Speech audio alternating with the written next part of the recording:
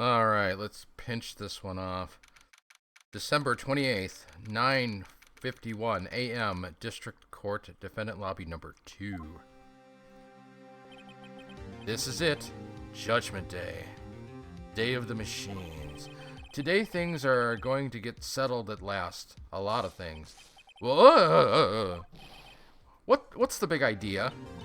Sorry, Nick. I only touched your shoulder. I guess the shock hasn't worn off from my run-in with the stun gun yesterday. Anyhow, today's the last day of the trial. Good luck, Nick. Yeah, thanks, Maya. Edgeworth is looking glum as always. I hope Von Karma doesn't push him too hard. Whoa! What are you doing? Sorry. I'm so sorry. I just thought I'd cheer you up with a pat on the back. Maya, maybe you should go outside and discharge. Maybe spray yourself down with some fabric softener. Right, good idea. Try not to electrocute anyone on your way out. Whoa, oh yeah, pal. I know who that is. Yeah, there he is. What's gotten into that girl? Detective Gumshoe. Morning, Mr. Edgeworth. Good morning. How did it go, Detective? Have no fear. As promised, I've captured our runaway caretaker.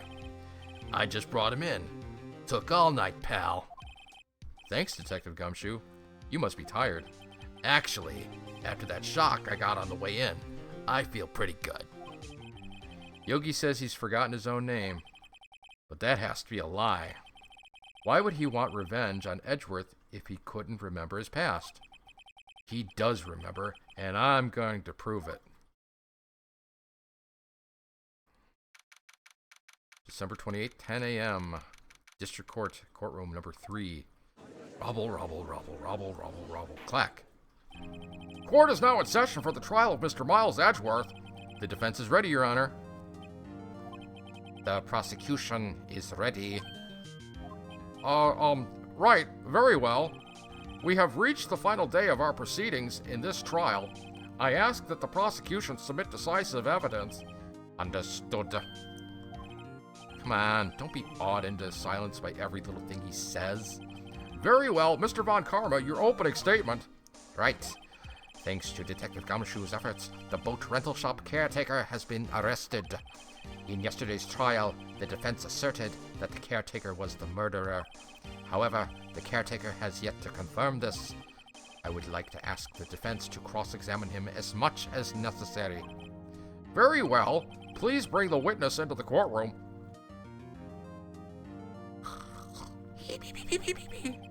Ladies and gentlemen of the court, I believe you all remember our witness. He lives in the boat rental shop on the lake from where he witnessed the incident. In addition, he has currently lost memory of his name and identity.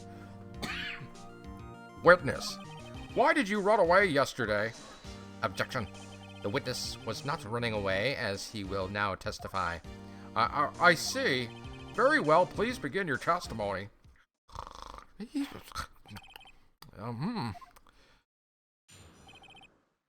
I hate this guy so much.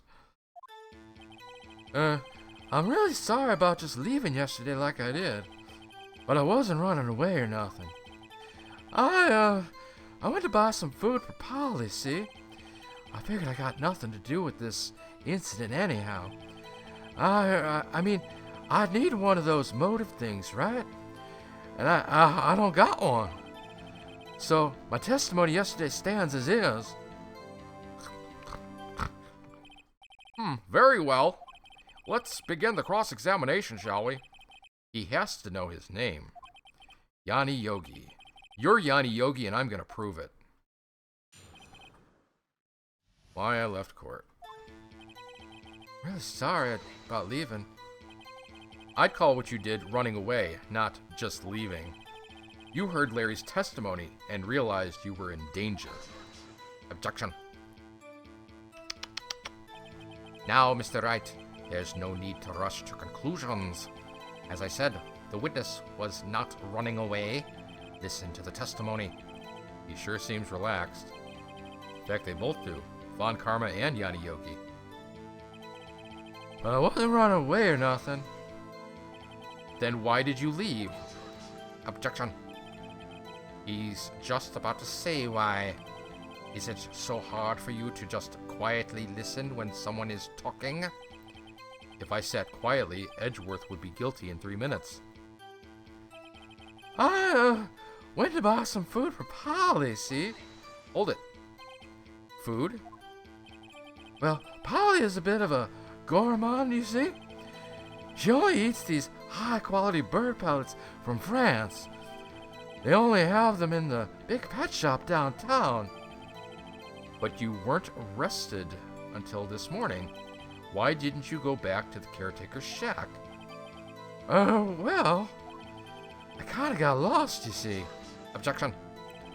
The witness has trouble remembering things sometimes. When the police apprehended him, he was on his way back to the shack. Yeah, right. Nice try, Von Karma. No one's gonna believe that. I see. So he was lost. Please, Your Honor, come to your senses. I think I got nothing to do with this incident anyhow. You've lost much of your memory, is that correct? Yup. Seems like it. Then how could you know that you didn't have anything to do with this incident? Or maybe you're lying about not having your memory. You know exactly who you are. Objection. The witness has testified quite clearly that he has no memory of who he is. If you claim he's lying, then show the court proof.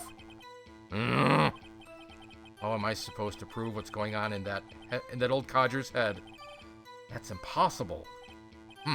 I'm glad you've come to your senses, Mr. Wright. Very well, witness. Please continue. I mean, I need one of those motive things, right? And I don't got one. How can you say you had no motive? I say you do. You had a grudge against Edgeworth and the victim, Robert Hammond. That's why you took revenge on them, right? Objection. Please don't make me repeat myself, Mr. Wright. This witness has no memory of anything beyond several years ago. He can't hold a grudge. It's impossible. I have to prove he's lying about his memory. Otherwise, it's going to be the same thing over and over again until the trial ends. Clack. Might I say something, Mr. Wright? Yes, Your Honor. You've been saying the same thing over and over. You've been calling the witness's memory of the past and lack of thereof into question. But does this really have anything to do with the current case?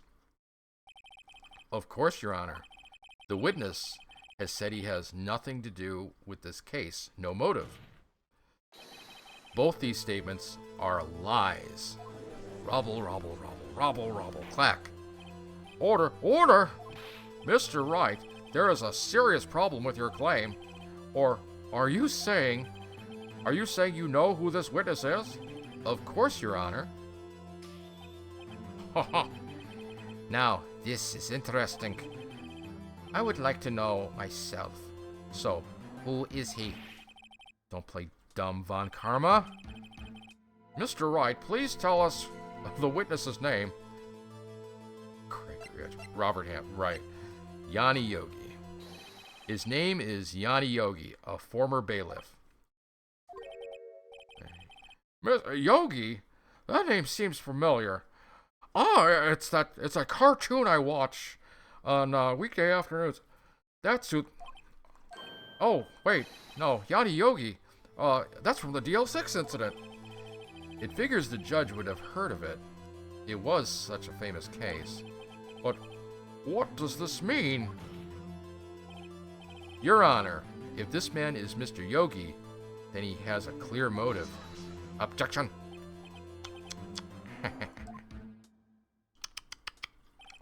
Jumping to conclusions again, Mr. Wright. This witness, is Yanni Yogi? Fascinating. However, how do you propose to prove this to the court?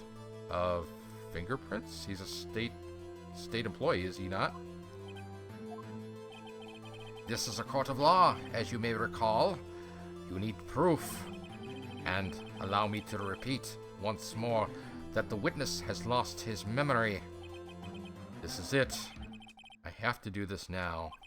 If I can't prove he's Yogi, right here, right now, then I've got nowhere else to go. Nick, how are you going to prove it? How can you prove that he's Yanni Yogi? It's okay. It's actually quite simple. Your Honor, please take this man's fingerprints. Then we'll compare them to the fingerprints on file for Mr. Yanni Yogi 15 years ago. I see. That makes sense. Huh? I'm so very, very sorry, Mr. Wright. Well, why?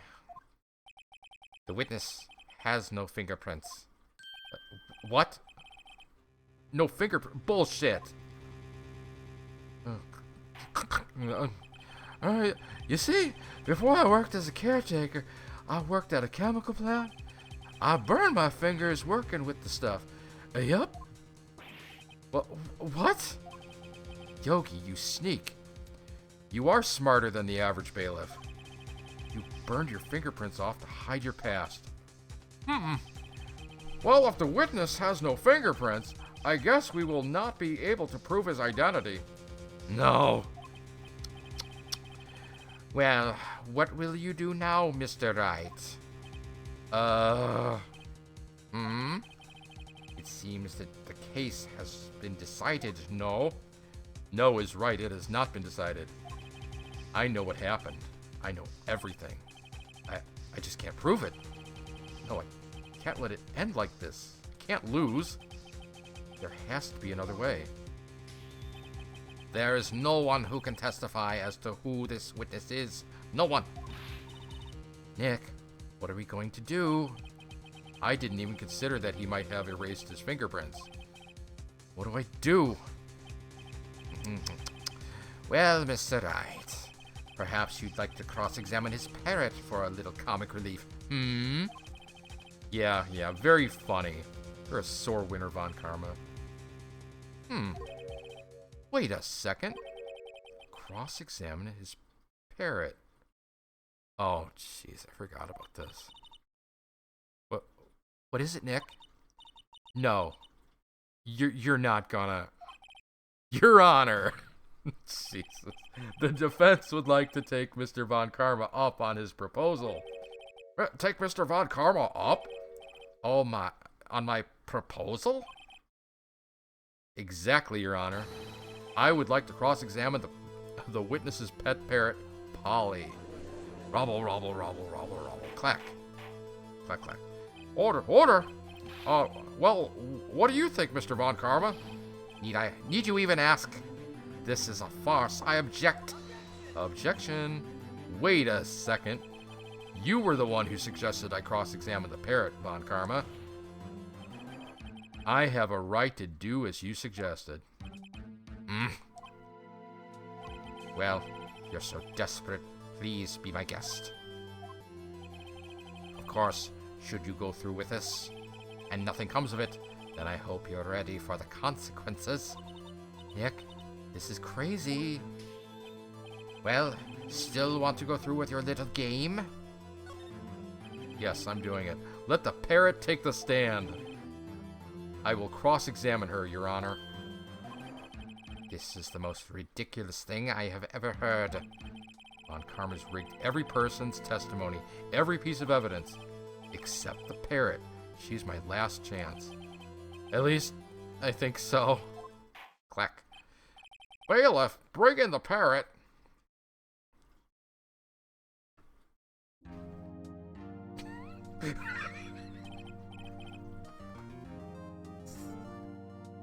That's quite a bird. Please tell us your name. Name? The witness is ignoring me. It must hurt to be ignored by a bird. Very well, witness. Who is your owner? Please testify for us.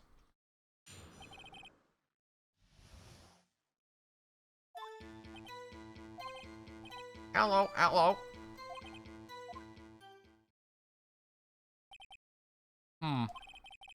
Certainly the most concise testimony we've had so far. Very well, begin your cross-examination. Right. What are you going to do, Nick? I don't know. What do we do, Maya?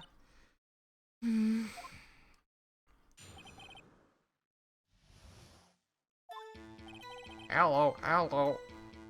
Okay, hold it.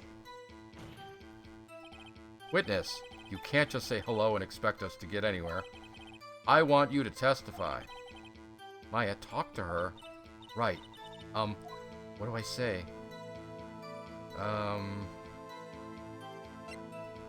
Let's start with the name. Maybe I should get her to say her name. Polly, what's your name? Polly? Mr. Wright, I think we've established that this parrot is named Polly. Does this have anything to do with her owner's identity?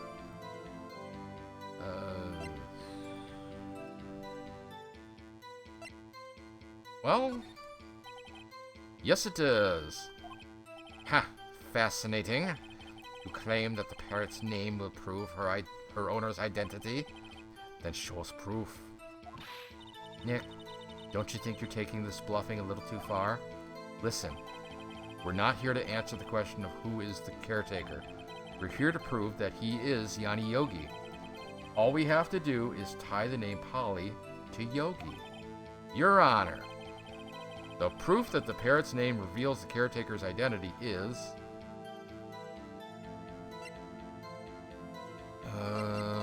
it's not gonna be any of these.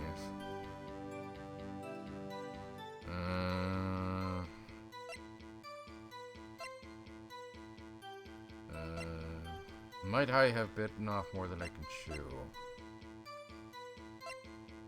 Wait, have I even looked at this? Case summary. Here in the elevator. Oxygen depleted at the time of the incident. No clues found on the scene. Well, there's the date, 12/28. Victim Gregory Edgeworth, defense attorney, trapped in the elevator, returning from a lost trial with his son, Miles Edgeworth, age 9. One bullet found in the heart. The murder weapon was fired twice. Yanni Yogi, suspect, court bailiff, trapped in elevator with the Edgeworths. Memory loss due to oxygen deprivation. After his arrest, fiancée Polly Jenkins committed suicide. Take that. The DL6 case file. Objection. That's quite a large file you have there. Which page is this proof on? It's only 3 pages long, dude. Show us. Stop wasting our time. Or stop wasting our time. Neil needs to learn to read. Very well. Mr. Wright, please show us the page. Where in this file is the information connected to the parrot's name? The suspect data. On the suspect data page, this page has all the information about Yanni Yogi. Right after he was arrested, his fiancée committed suicide. See? Indeed, it does say that, yes. What was his fiancée's name? Polly! Exactly, Your Honor. He wanted to remember the name of his fiancée who had committed suicide. That's why he named his parrot after her. I see. I guess that is possible. Objection. Bah, a mere coincidence, that's all. Lots of parrots are named Polly. It's a very common name. My granddaughter has a dog she calls Phoenix. Well, Mr. Wright, does this make you my granddaughter's fiancé? She's only 7 years old. Indeed. Alone, it is a little weak for evidence in a murder trial. We would need some other corroborating evidence. Where am I gonna find that? Nick, we're getting closer. One more, if we can just get one more piece of evidence. Right, but what? Very well, witness, you may continue.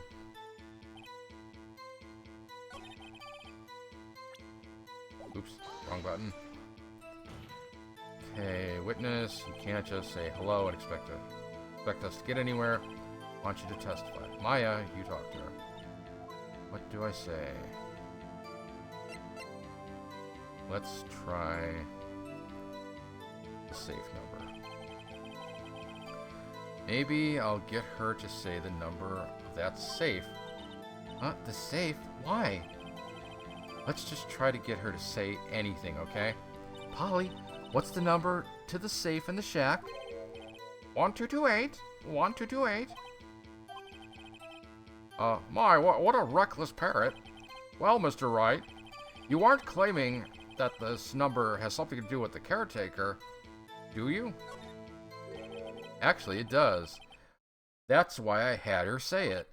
Ha, ridiculousness. How can the number to a safe tell us who the caretaker is? Show us your proof. What could possibly link this number to the caretaker's true identity? Once again, I believe it's gonna be the DL6 case. Take that. DL6 case file? What is this obsession you have with that case? Mr. Wright, where in this file is something relating to the safe number? On the case summary. It's on the case summary page.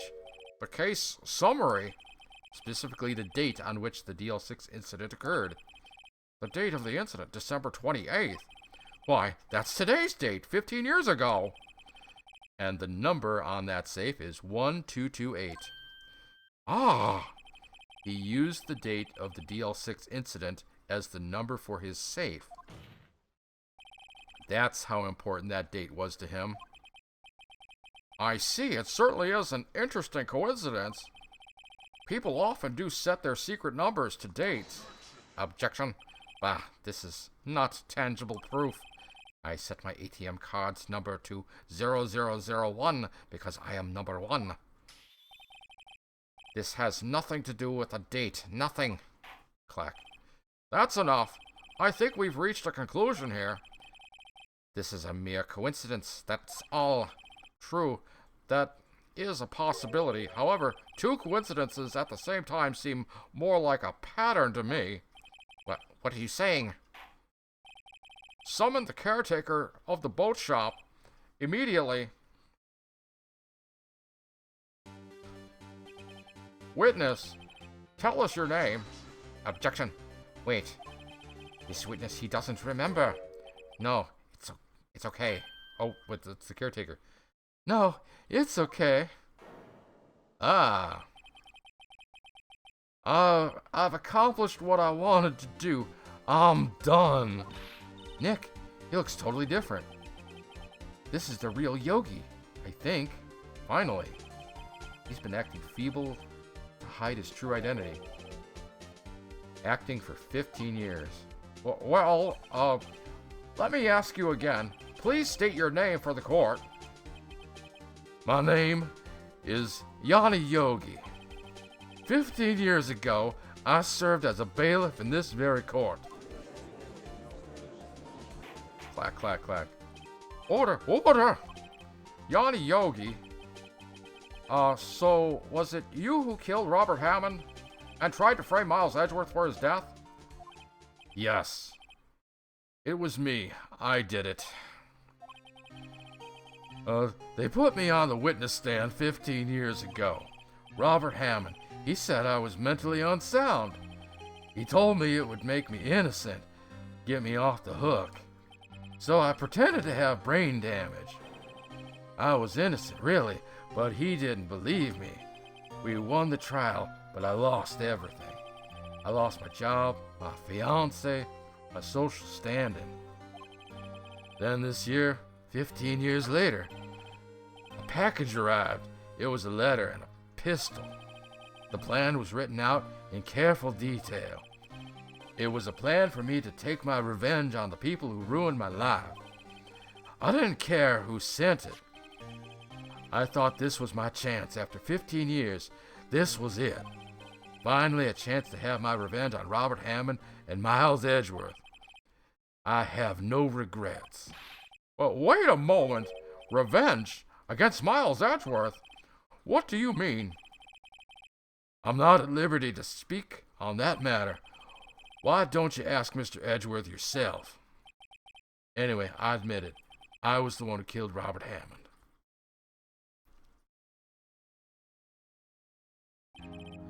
Von Karma, where is Mr. Yogi? Under arrest, Your Honor. I saw no room for error in his confession. Then the defendant, Miles Edgeworth, is innocent. In this case, at least. Very well. Will the defendant please take the stand?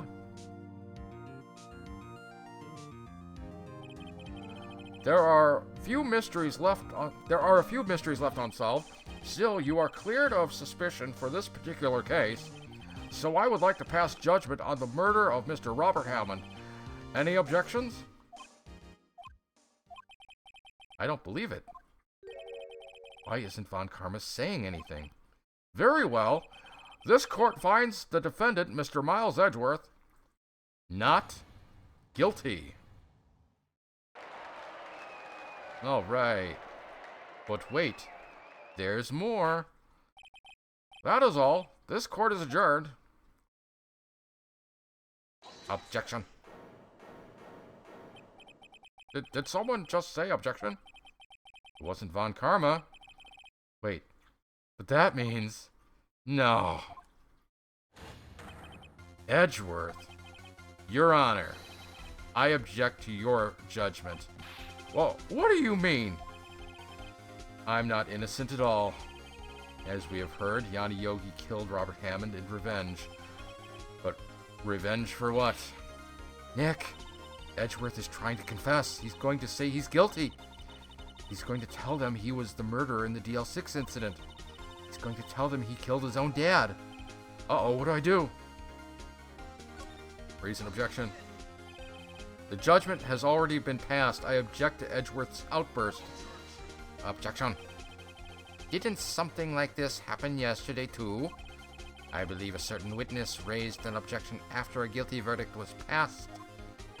Yeah, but this is even more bullshit. You can't... This is like double jeopardy. You can't do this. That would be Larry. We must hear this new statement. We must hear Miles Edgeworth. He's right. We have a duty to hear Mr. Edgeworth out. Great. For 15 years, I have had a recurring dream. A nightmare. It's only a nightmare, that's what I told myself. But now I know it wasn't a dream. Yanni Yogi wasn't the killer. You mean in the incident where your father died? From the distance of the shot, it wasn't suicide either. Everything was clear as day. The murderer. The criminal in the DL6 incident. It was me. Your Honor, I confess my guilt. I am guilty for DL6, the statute of limitations of which ends today. The culprit is me. Clack, clack, clack, clack. Order! Order! This is certainly unexpected. The defendant, declared innocent, is confessing to a different crime? A crime for which the statute of limitations run out today? I'm not really sure how I should deal with this. Bah, it's obvious.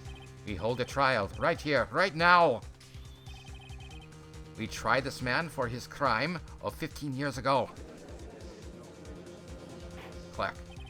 I think I would like to take a 5-minute recess.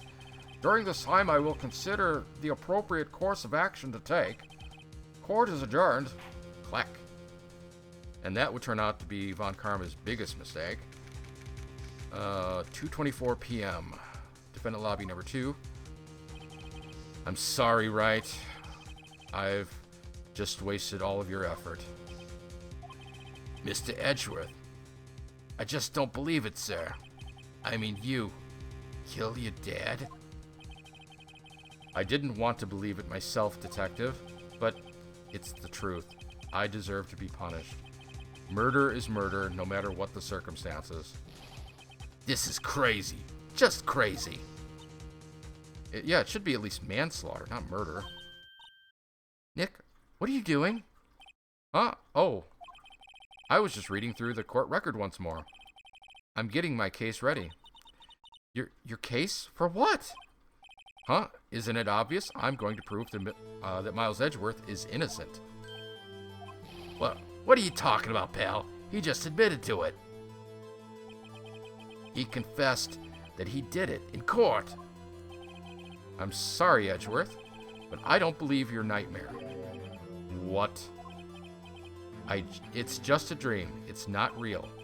The truth is right here in this court record. In any case, tighten your belts. The real fight is just beginning. I'll prove you're innocent. Trust me. Right.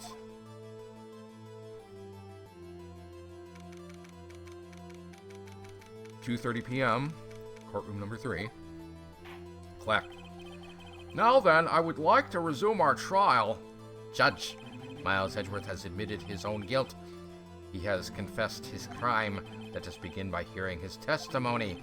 Then, though pointless, let the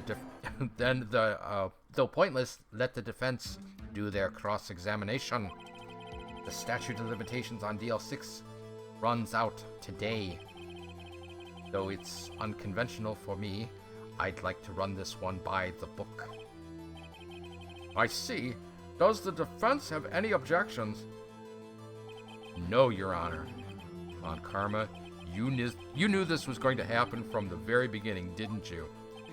Very well. Clack.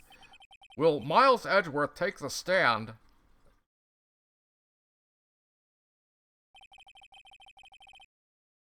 Will the witness state his name and profession? Miles Edgeworth. I am a prosecuting attorney. Mr. Edgeworth, 15 years ago, you mistakenly killed your father, Gregory Edgeworth. Is that correct? It is correct. Then testify about this matter to the court. When Edgeworth was telling me about his dream yesterday, I noticed something. One detail didn't quite fit. That will be the key, but only if I can get it to work. Please, please.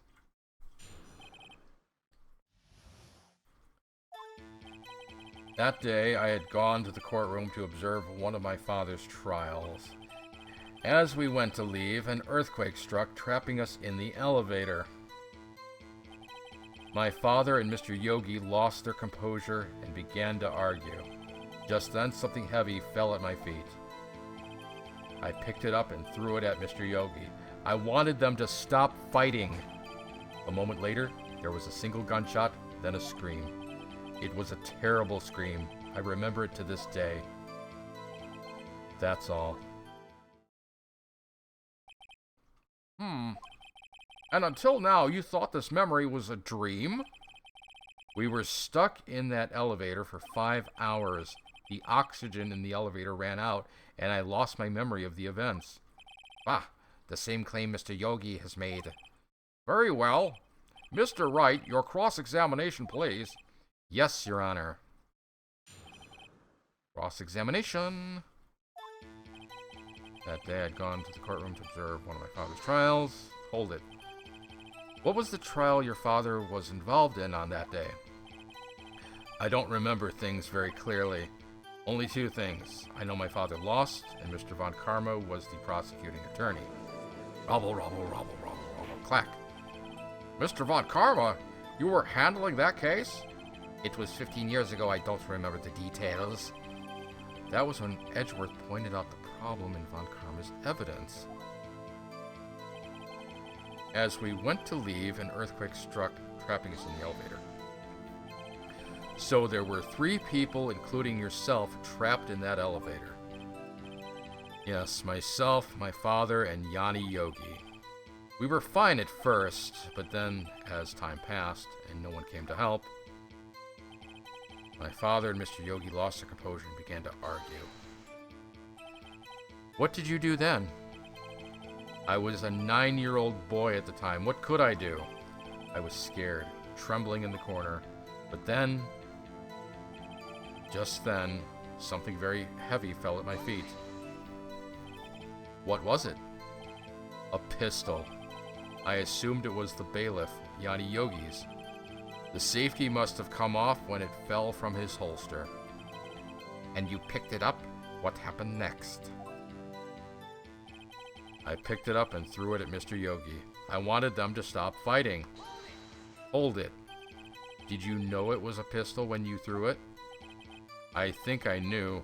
I knew it was dangerous, but the air was getting so thick, I panicked. So you're saying that you threw the pistol at Mr. Yogi? I was in a daze. A moment later, there was a single gunshot and then a scream. The gun fired once? Yes. I think after I threw it, I lost consciousness. Since then, they've echoed in my head every day. That gunshot and that horrible scream. The scream was a terrible scream. I remember it to this day. Hold it. To this day. Yes, I can practically hear it now. I doubt I will ever forget that scream as long as I live. There it is. One part of that testimony clearly contradicts the evidence, but I don't know what it means. I better find out and quick. Okay, let's go through this. Argue. Just then, something heavy fell at my feet. Threw it at Mr. Yogi. I wanted them to stop fighting. A moment later, there was a single gunshot and a scream.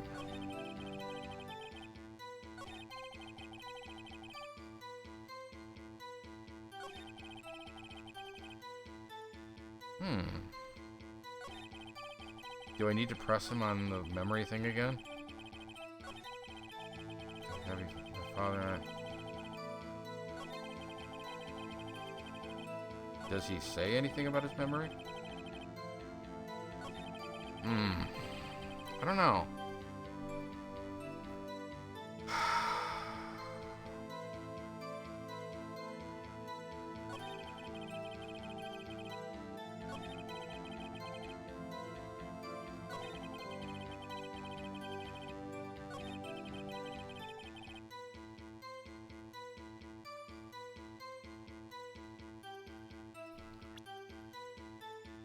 I have an idea.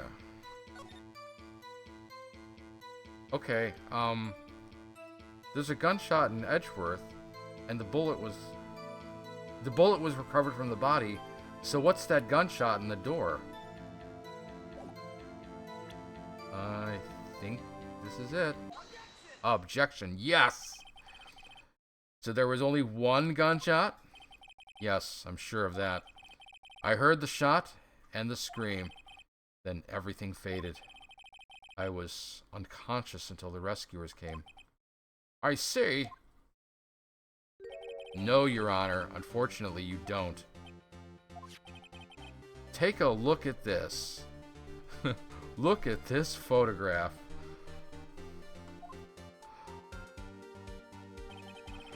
This is a photograph of the scene of the crime 15 years ago. And in it lies a clear contradiction to Mr. Edgeworth's testimony. Well, I can see the victim, Gregory Edgeworth, lying there. But what do you mean, a contradiction? Just as I thought, the judge is clueless, as always. Show the judge the contradiction in the photo. Okay, it's right here, dummy. As should be obvious, the contradiction is here. I see a bullet hole in the door. Your Honor, Miles Edgeworth testifies that there was only one gunshot. However, according to this photograph, not one, but two shots were fired. One shot hit the victim, the other hit the elevator door. I ask you then, why did Miles Edgeworth only hear one gunshot? This photograph does seem to confirm a second shot. However, when was the hole in the elevator made? It might have been there before the incident occurred. If it was there before, it has nothing to do with this incident. Mr. Wright, do you have proof that this bullet hole was caused at the time of the incident? I'm gonna say yes, just because you should always say yes. Your Honor, I think I will be able to show you proof. What? Impossible. No, Mr. Von Karma, save your surprise for after you've seen the evidence. Very well, Mr. Wright, show us your proof. I have no idea. What do you have that proves the bullet hole in the door was related to this incident? Let's look at the case file again.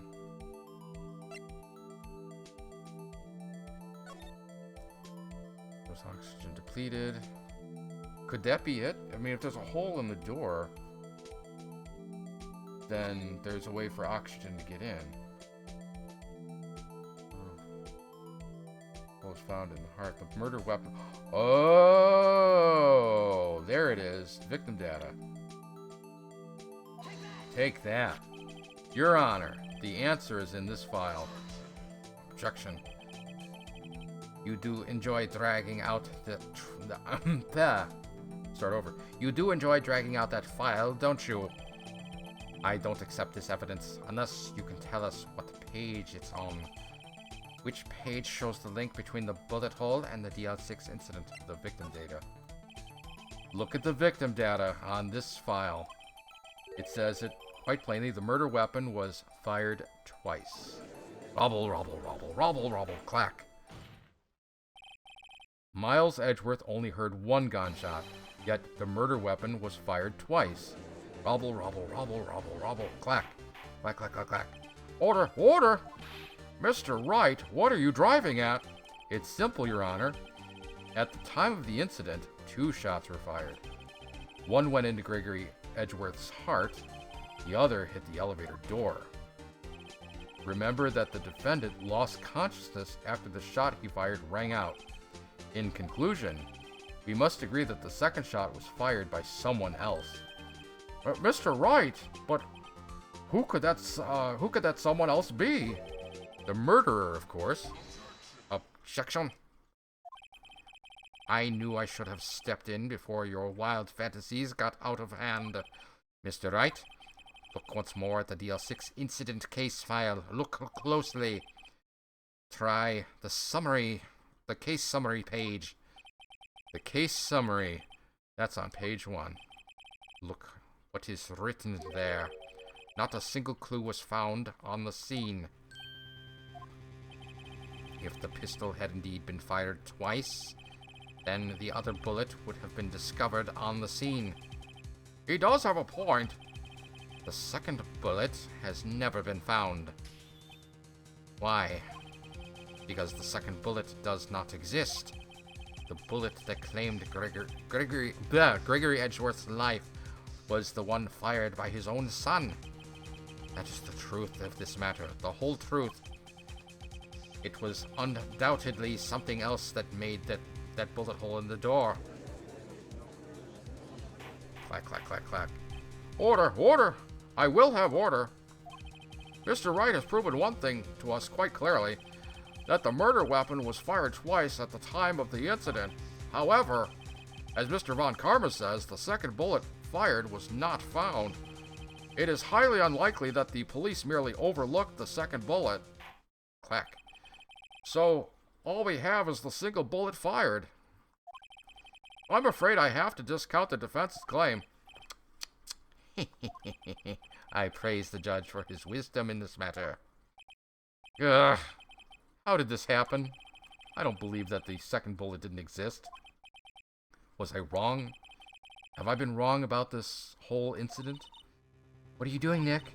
Why aren't you raising an objection? I'm sorry, Maya. What? It looks like I was wrong. Nick? If the second bullet wasn't there, then all my conjectures are for nothing. No! Well, you said you'd do it, Nick.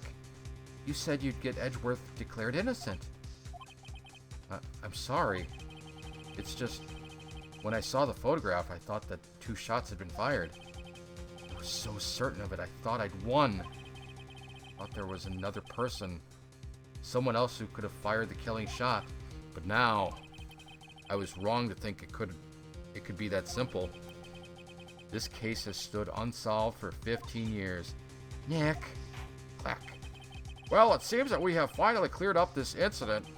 Only one bullet was found at the scene of the crime. That shot was fired by Miles Edgeworth. Precisely. I would like to ask one thing of Miles Edgeworth before passing in my verdict. Have you been paying attention to the trial so far? Yes, Your Honor. Do you have any objections? No, I do not. So you killed your father, though that was not your intention. Yes, I did. Oh no. He's accepted the guilt. Very well. The statute of limitations on the murder of Gregory Edgeworth runs out today. Therefore, I must pronounce the verdict on the defendant today, right here. Right now. Indeed. Does anyone have any objections? I've been here before. Just like my first day in court. There are so many things I know I should be saying, but my mind's gone blank. I can't find the words. Mr. Wright.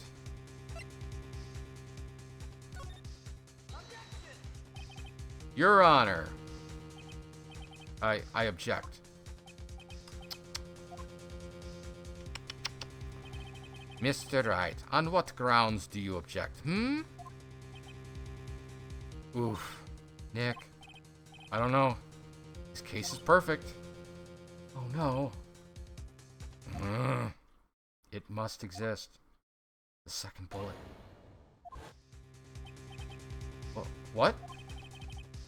What did you just say? Nothing. The second bullet must exist. But where? Someone took it. It seems waiting is not going to produce us any answers from Mr. Wright. Wait, Your Honor. The second bullet, it existed. What? Well, we've just heard proof that it did not exist. I realize that, Your Honor. I'm really grasping here. It's just someone took it from the scene of the crime. That's what happened. But who? The murderer. Objection. The murderer? Then tell us, just who is this murderer? I'm still thinking about that one. So the criminal took the second bullet, but why? First of all, how would they have found it? It's not easy to find a stray bullet, Mr. Wright. Was there some pressing need for the murderer to search for that bullet? Yeah, I don't think he needed to. Why would the murderer have spent the time to look for the stray bullet? I haven't got a clue. What's wrong, Mr. Wright? The murderer had no reason to take that bullet. You don't want to admit it, but it's true. Had to take it. Had to take it. The murderer. What does that mean? You're thinking too normal. Think crazy. Don't think why the bullet was taken. Think why the bullet had to be taken. Mr. Wright? Yes, Your Honor. I have no idea what I'm doing. Well, the murderer had no intention of taking the bullet from the scene, but the murderer had to take that bullet. Had to, Mr. Wright? What do you mean? Well, for instance, what? Maybe the bullet hit the murderer? The bullet hit the murderer? Just saying, for instance. I mean, if it hit you, you would have to take it with you, wouldn't you? It's not like you could perform surgery right there. You know? Wait a second. I was just talking off the top of my head, but what if that's really what happened? Let me get this straight. So at the time of the murderer themselves was shot, and they left with the second bullet still inside them, thus leaving only one bullet at the scene of the crime? Yeah, I guess that's how it would work, yes. But there's a problem with that. It's all conjecture, obviously. The other people rescued from the elevator. Miles Edgeworth and Yanni Yogi were both unharmed. So that would mean the murder came from outside, yes. Rubble, rubble, rubble, rubble. Clack. Clack, clack, clack. The two men fight inside the elevator. Trying to stop them, the boy picks up the pistol at his feet and throws it. The pistol discharges and the bullet goes through the elevator door and hits the murderer outside. The boy loses consciousness. Then the murderer opens the elevator door and sees the men inside.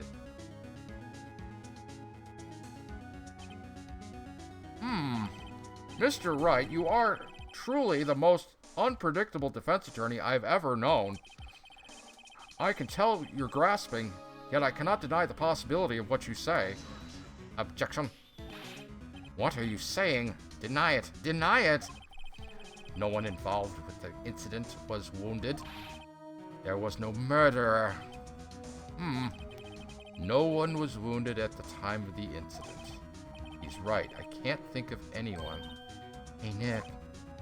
Huh. I just thought of something really crazy. Crazy? Remember what Mr. Grossberg said yesterday? Gregory Edgeworth dealt a blow to his perfect trial record. Wow. It must have been quite a shock for Von Karma. He took a vacation for several months after that, you see. Yes, an unusual event for the man. That was the first and the last vacation he's taken in his many years of prosecuting. What if Von Karma didn't take that vacation because of shock, but took it because he was injured? Which would mean... it would only mean one thing. He was the murderer in the DL6 incident. He was the man who shot Gregory Edgeworth. It was Von Karma. Oh, man. Something wrong, Mr. Wright? You seem dazed. No, Your Honor. Well, you have indicated the possibility that the murderer came from outside. Can you give us the name of your suspect? Uh-oh. Should I come out and say it now?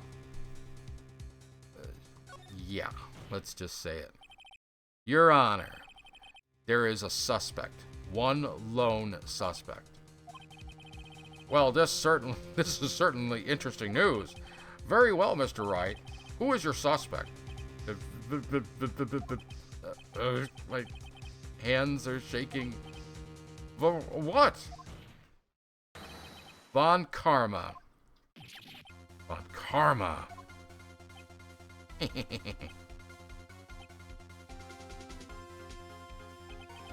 You mean the Von Karma, the prosecutor? The one standing right over there? Ah. You don't object? I see no need. Why honor this ridiculous outburst with my objection? Because you took a vacation for several months starting the day after the incident, yet you pride yourself on a perfect record. Why would you take such a long vacation without any reason? So you're claiming that I took a vacation to heal my injury from the incident. Fascinating. Prove it. I would have needed surgery, no? Where did I go under the knife at, Mr. Wright? Bring the doctor that operated on me. Have him testify. Nick, let's find out who his doctor is. It's no use. Edgeworth? I know Von Karma, perhaps too well. He's perfect. He wouldn't leave clues. He probably didn't undergo surgery. That would leave a doctor as a witness. Nobody's that perfect. So what, Nick? Did Von Karma pull the bullet out by himself? That's insane. No, he couldn't have. You can't just pull bullets. You can't just pull bullets out of yourself. Wait. What does that mean? That bullet has to be somewhere. But where? Well, Mr. Wright, can you produce evidence to prove I was shot? All right, Von Karma, I'll prove it. And I'll even use evidence. I know how you like it, so... I know how you like it so much. What? The evidence that proves Von Karma is shot...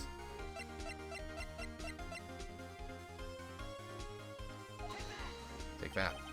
Von Karma is perfect.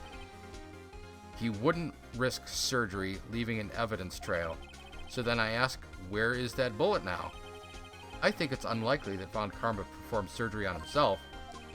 You don't mean... I do. There is the possibility that the bullet is still inside Von Karma. Clack, clack, clack. Is that even possible? For all these years? Well, there's one way to find out.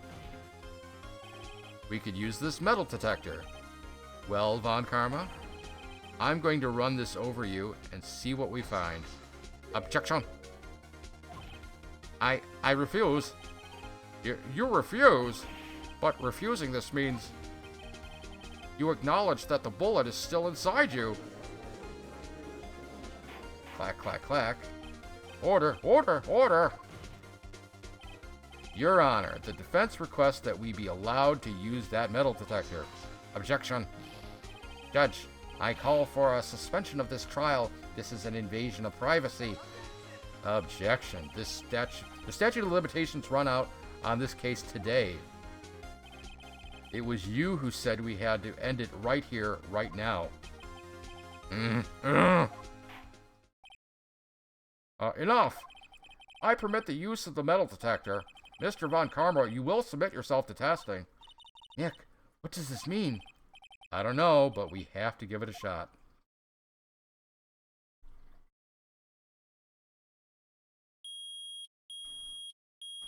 Aha. It reacted. Something's inside his right shoulder. The bullet. Mr. Von Karma. You. It was you. I was afraid this would happen, and so I remained silent. Indeed, there is a bullet in my shoulder. However, it has nothing to do with this incident. What? I was shot in the shoulder long before the DL6 incident. I claim that the bullet in my shoulder has no relation to DL6. And he took all the evidence, but we still have something. But Mr. Von Karma, can you prove that? Prove? I have no obligation to prove anything. It is Mr. Wright who must prove something here. Not I. Mr. Wright? Well, can you prove it? Can you prove that the bullet in Mr. Von Karma's shoulder was from DL6? Of course he can't. You don't have any proof, or you don't have any of the DL6 evidence. That's because you took it out of the records room yesterday. With no proof, you cannot convict me of any crime. So sorry, Mr. Wright. No, I'm the one who's sorry, Mr. Von Karma. But what? You were close. One day away from freedom. But you see, I have proof. What? Who would have thought you would dig your own grave trying to convict Edgeworth? I can link the bullet in your shoulder to the DL6 incident. And here's my final proof. The ballistic markings match the murder weapon's barrel. And it was Von Karma who explained this himself on the first day of trial, scolding my assistant for not knowing what ballistic markings were. Fuck you. Nick? If this is your final proof, don't you think you should choose a little better? Huh? You mean that was the wrong evidence? Everyone looks kind of puzzled. Mr. Wright? What? Wait a minute. But, uh-oh. Oh, that's... Forgot I had 2 bullets. I think you better dig out the right evidence and quick. You got lucky, Von Karma, but this next one is the real evidence, okay? I can link that bullet in your shoulder to the DL6 incident. And here's my final proof. Okay. This is the bullet. Take that. That's a bullet? Well, where did you get that?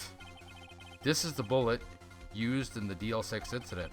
This was taken from the heart of the victim, Mr. Gregory Edgeworth.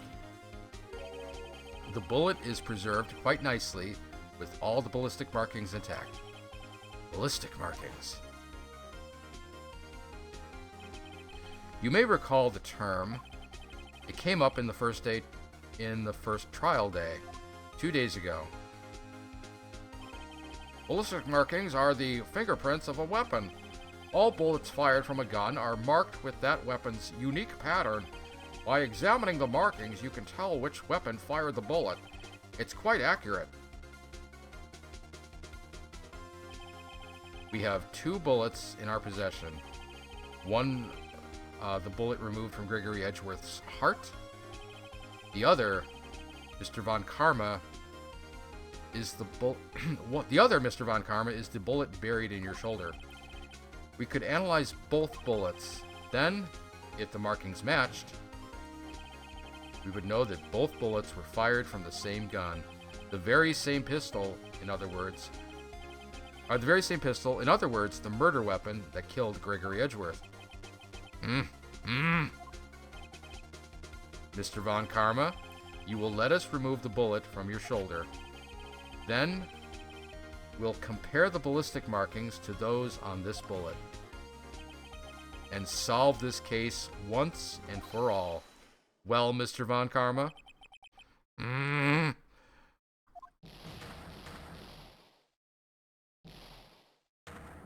He's freaking out. This is one of the great freakouts of the game. That scream. I've heard that scream before. Wait. I know. Help. I can't breathe. Quiet. I said quiet. You're not making this any easier. Stop breathing my air. I'll stop you. Stop breathing my air. Get away. Throws the gun. Get away from my father. Bang. Ugh.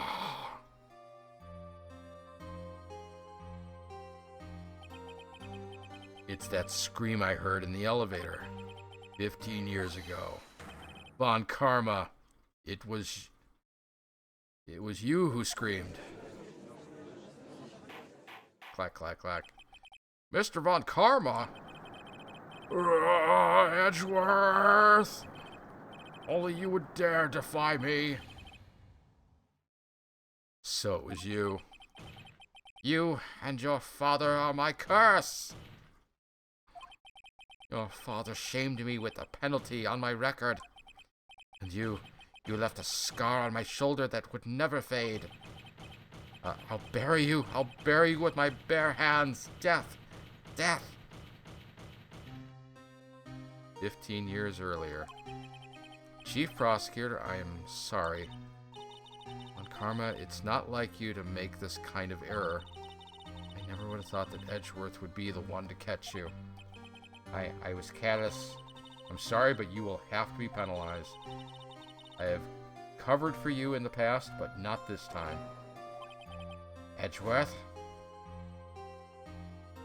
It was a shock like none I had ever known. Me, penalized. It took hours for me to regain my composure. Suddenly I found myself in the darkness. I was in the court records room. I must have wandered in there without thinking where I was going. The room was pitch black. The lights must have gone out. I went out into the hall and felt my way to the elevator. I pressed the button, but nothing happened. Then there was a noise. I was in pain, a horrible burning pain in my shoulder. Just then the lights came back on. The elevator door opened before my eyes.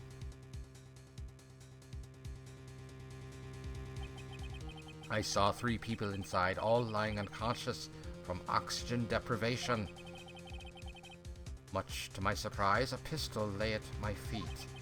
I knew then it was destiny.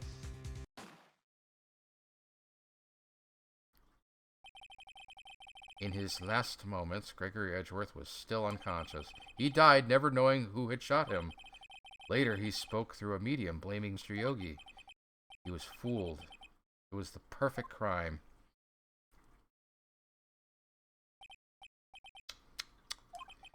Who would have thought another man would have come to open that elevator door? Judge, what? What are you doing? Do your job. Bring an end to this miserable charade. Now, end it. Well, very well. Clack. It appears that we have come a very long way to end this, to the end of this maze. 15 years later, Mr. Miles Edgeworth. Yes, Your Honor? You were innocent. You are innocent. As you said, it was all a nightmare. Yes, Your Honor. This court finds the defendant, Mr. Miles Edgeworth, not guilty.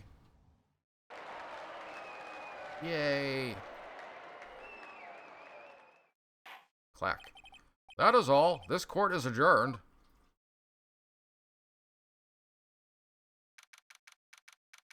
"5:38 p.m. Defendant lobby number 2. Nick, we did it! Did you see his face? Von Karma looked even paler than usual. He's pretending to be all cool, but inside you crushed him, Nick. Crushed. I gotta say, I'm impressed. It was pretty close, though. I was sure we'd had it. I know, I was on the verge of tears the whole time myself. But now it's all just a good memory. So it's finally over, Edgeworth? Right. Yeah?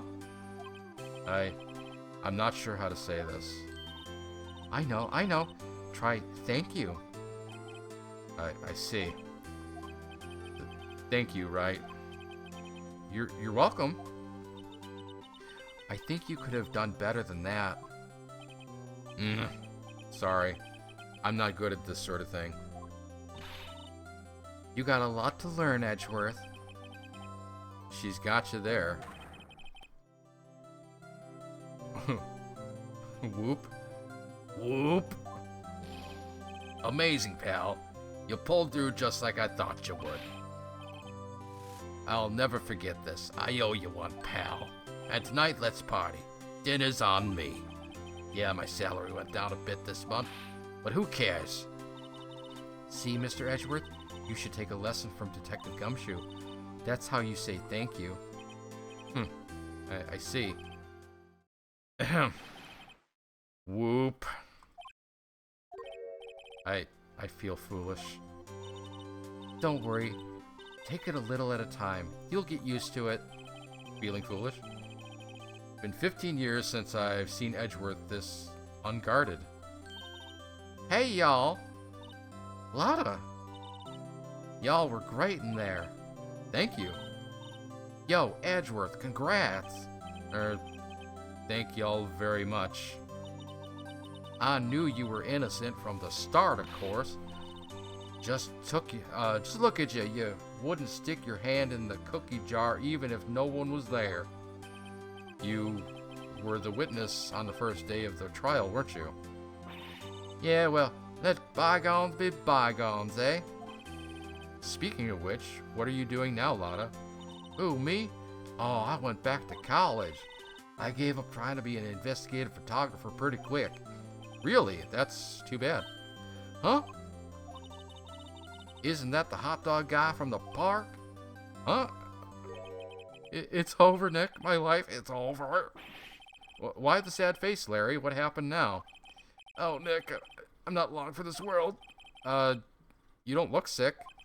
It's Fiancée. She's going to live in Paris. Paris, Nick. She's leaving me behind. Should have seen that coming. Yo, Edgy, there you are. Yes, here I am. Congrats, Edgy. Here, a little gift from me in celebration. Celebration? That's unusual for you. Hairy Butts. You come along too tonight. My treat, pal. Thanks. Looking forward to it. Yo, Nick. That's the suit that questioned me. When he says treat, that's not police talk for prison food, right? Right? I think you'll be fine, Larry. Right. Yeah, what's up? That envelope that Larry gave me. It's got money in it. Well, yeah, that's not that strange. People give money away to celebrate sometimes. It's $38, right? Huh? What a weird amount. I mean, it's not a little, but it's not a lot either. 38 exactly? Nick! Wasn't that the exact amount of lunch money that was stolen from Mr. Edgeworth in school? $38. No. No. Larry, it was you? What are you so surprised about, right? Huh? Larry was absent that day from school, right? But that doesn't automatically rule him out as a suspect. What? Think back to that day, 15 years ago. Larry took the day off, but he was so bored, so he came into school anyway. Then he saw the money lying there, and the rest is history. I never was good at history. Edgeworth. Oh, Phoenix is talking. Edgeworth, you didn't know, did you? I suspected. I just couldn't picture Larry protecting you like he did that day. Everyone else was saying you did it. The whole class was against you, remember? Yeah, too well. Right? You may not know this, but we used to have a saying back in school. When something smells, it's usually the butts. I know. Really, right? I'm surprised you didn't figure it out. Well, this sure is an unexpected turn of events, eh? Edgeworth? Edgeworth, You should have told me. Now, Nick, it was 15 years ago. Don't you think the statute of limitations has run out? Mr. Edgeworth? I'd say so, yes. Although I noticed you don't include interest with your payment here. There you have it. Where does that leave me? I became a defense attorney because of what you two did. Well, you have always been something of an insufferable emotionalist. Yeah, and you get worked up too easily, too. The death sentence for both of you. Man, if only I'd known, I'd have become a prosecutor. The same goes for me, the other way around. For the longest time, I thought that I might have killed my own father. I thought I might have been a criminal. I became a prosecutor in part to punish myself. If I had known the truth, I might have become a defense attorney after all. Edgeworth, want to switch right? Hey, y'all, line up, I'll take a photo. Hey, photo time, let's go. And after that, dinner on me. Detective Gumshoe took us out on the town that night. We celebrated Edgeworth's newfound freedom. Even though Edgeworth himself was still in detention, December 29th, 5:02 a.m., Wright & Company Law Offices. Whoa, I went a little overboard yesterday. My head hurts. Still only 5 o'clock. Maybe I should go back to sleep. What's this? A letter. Good morning, Nick. You were really impressive yesterday. Seeing you, it made me think about what I'm doing here. I'm a spirit medium, in training, of course. I wanted to help Mr. Edgeworth, too. I wanted to help you, but I couldn't. I was useless. So I've decided to go back to my training. I'll become a full-fledged spirit medium for starters. I couldn't say it to your face, so I left this letter. Goodbye, Nick. Goodbye? What time is it? First trains for the The first trains for the mountains have already left. To the station.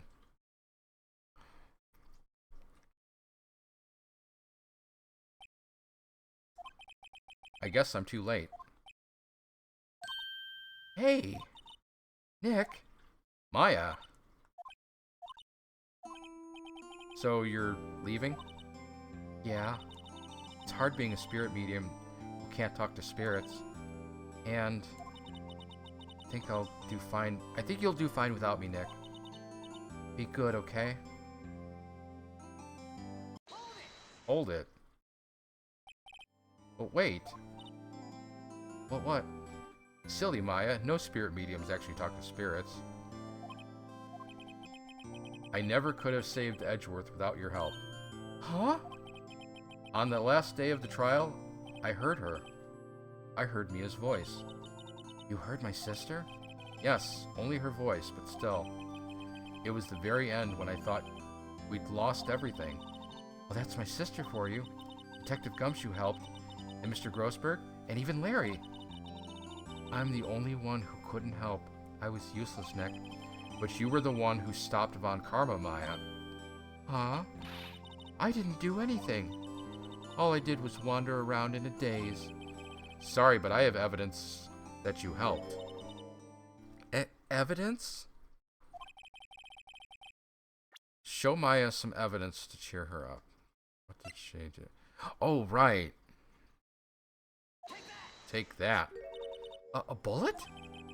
Von Karma was convicted, Von Karma was convinced he had taken all the evidence pertaining to DL6, but you were the one who rescued the last piece of evidence we needed. This was the bullet that put an end to Von Karma, and you were the one who gave it to me. Nick. Thanks, Maya. I couldn't have done it without you. I'll be back soon. Huh? I'm going to complete my training and come back. Okay, I'll be waiting. Of course you will. You can't run that office by yourself. You're hopeless. I don't know about that. So, this is it. See you soon, Maya. It's about time for this game to end. My voice is getting kind of raw. Thanks, Nick. I believe that's the end. And so my story ends. Time to turn a new page and say goodbye to the novice defense attorney that I once was. Now a new story begins with the same old crazy cast of characters. Ha! Don't think you've graduated yet, amateur. Mr. Wright, perhaps you'd like to rethink that claim? Yes, Your Honor. Uh-oh, I got a bad feeling about this. Objection.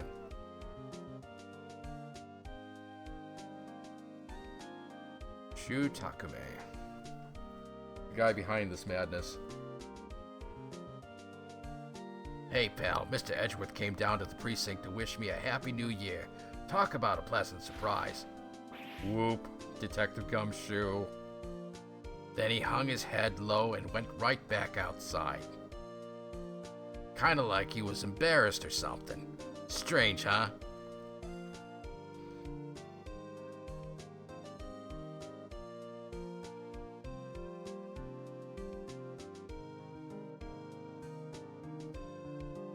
Huh, Nick? Nah, I haven't seen him lately. Who, me? I've been working at the cheese shop. That Missy's a nice lady, but she's not exactly what you'd call... Oh, I missed that. Going to Hawaii right now, right? So he's got another model girlfriend. Yeah, the text goes by just a little too fast in the end credits. All the games are like that. Right? Yeah, I remember him. I hear he's been busy lately. You know, not to ring my own bell, but I sort of taught him everything he knows. I'm sure he's grateful. I was like, wait, how did I voice him?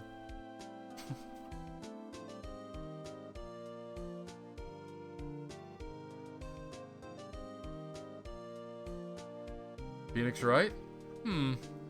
Ah, the defense attorney for whom I wrote that affidavit for. Uh, you should know I've taken... Oh, should you be in the area, please stop by. Yeah, it doesn't give you enough time to read all of it.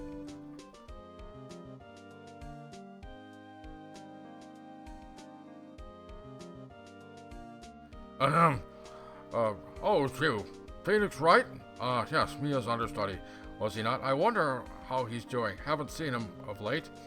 Ah, the days of my youth, like the scent of fresh lemon, you see.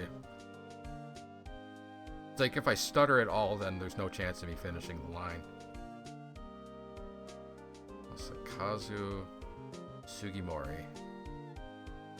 Oh, Jesus. Phoenix Wright. Is he an actor? Well, I'm not buying it. You can't be a star with a name like Phoenix. Oh, Jesus, right.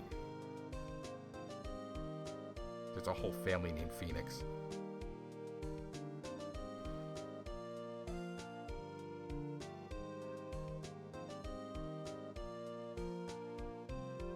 I'm pleased to announce the Pink Princess is hit. I already forgot how I did this guy. Oh, Mr. Wright, a great deal. I'm keeping my face out of the public eye till the show's over. I wouldn't want to ruin any kids' dreams, you know.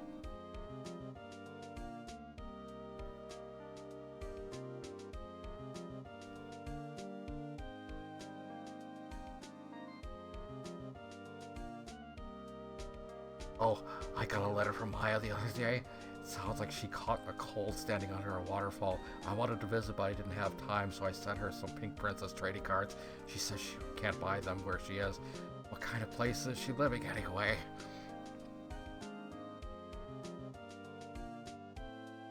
Yumiko Uchida. The manual. Right? Who's that? You want to talk? Let's talk Pink Princess. All right. But, you know, I snuck into the studio the other day, and I saw her, the one inside the Pink Princess suit. Ugh, what a dog. It was kind of a shock for a boy of my tender age. Was it Wendy Oldbag?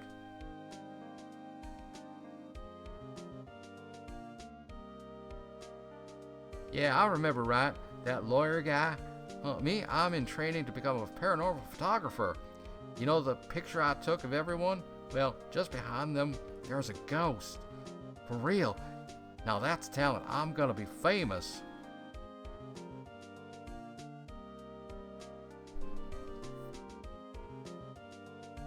Shinji Mikami. Ah, Mio is there too.